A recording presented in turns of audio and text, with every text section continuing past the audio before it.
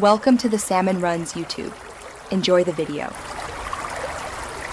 You start by creating a clean, low airflow workspace and washing your hands so dust won't cling.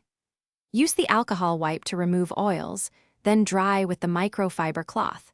This reduces bubbles and improves adhesion.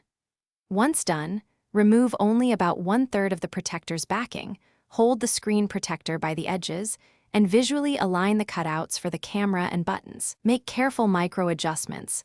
Getting the first alignment right prevents repositioning that can trap dust or weaken the adhesive. You will now lower the protector slowly from the aligned edge, letting it make contact progressively so you avoid misplacement. As it touches the glass, press the center gently and use a credit card or the included squeegee wrapped in the cloth to sweep outward toward the edges. This forces air bubbles and trapped particles out. If you see a small speck of dust, lift the nearest corner just a tiny amount. Don't peel all the way, and remove the particle with tape. Then settle the protector back into place. You finish by pressing all edges firmly and running the squeegee one last time to ensure full contact.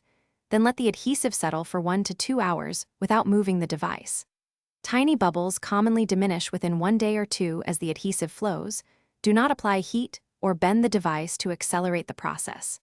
If a large dust particle or misalignment remains, the reliable fix is the hinge method with new backing. Reapply using tape to create a hinge. Clean the screen again and align perfectly before laying it down. Thanks for watching. Consider subscribing if we helped you.